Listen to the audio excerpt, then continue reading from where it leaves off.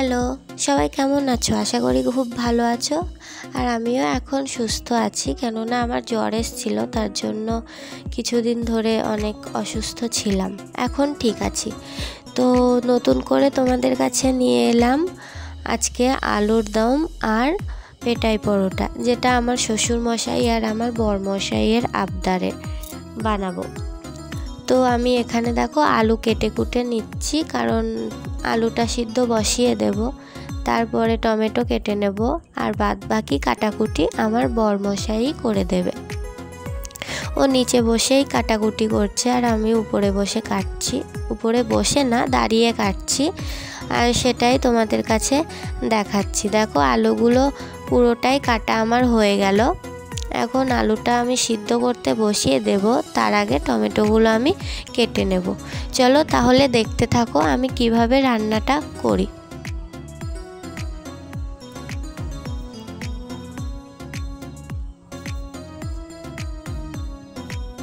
হয়তো তোমাদের সাথে আমি রান্নাটা সেইভাবে শেয়ার করব না, কেননা আমার ক্যামেরা ধরার জন্য খুবই অসুবিধা হয়।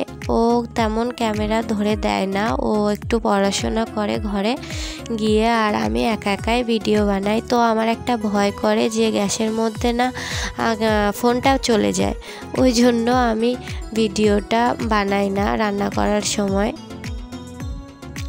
তো চেষ্টা করব ভিডিও বানানোর, কিন্তু আমি আমার গ্রামের বাড়ি থেকে এসেই তোমাদের কাছে ভিডিও শেয়ার করব রান্নার।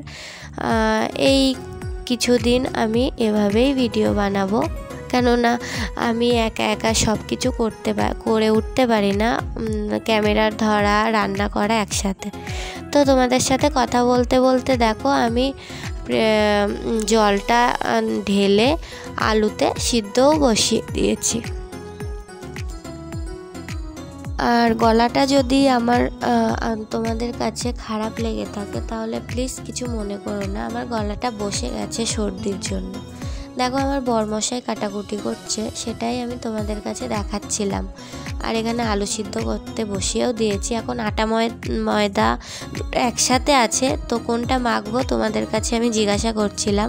এখন আমি ময়দাটাই নিলাম, আটায় তো আর পরোটা হয় না। হয়, আমি আটাতেও পরোটা বানাই, লুচিও বানাই, কিন্তু আজকে ইচ্ছে করলো ময়দাতে বানানোর পেটাই পরোটা, তার জন্য। তো দেখো আমার বরমশাই এখানে কাটাকুটি করছে, আর আমিও বসে গেলাম ময়দা মাখার জন্য। ময়দাতে আমি দিয়েছিলাম সবাই যেটা দেয়, লবণ, চিনি, সামান্য তেল, সাদা।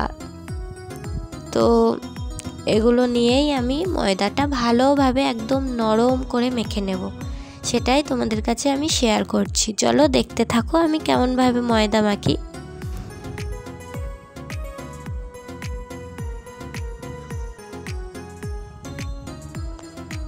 দেখো আমার ময়দাটা মাখাও হয়ে গেছে, আর কেমন সফট হয়েছে সেটা তোমরাই দেখো।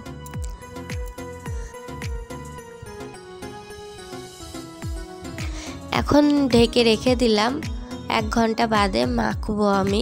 মেখে তারপরে মানে আরেকটু চটকাবো, চটকিয়ে তারপরে আমি পেটাই পরোটার জন্য আটাটা মেখে নেব।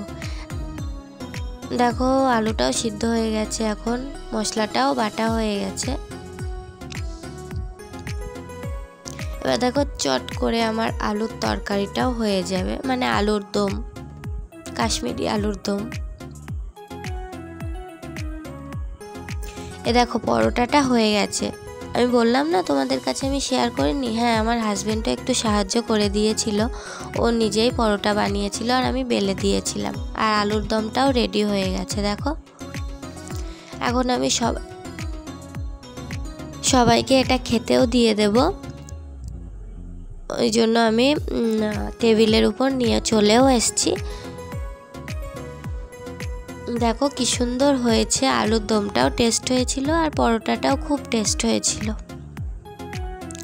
দেখো থালাতেও আমি সাজিয়ে নিয়েছি, একটু শসা কুচিয়ে দিয়েছি। আজ এ পর্যন্ত, বাই।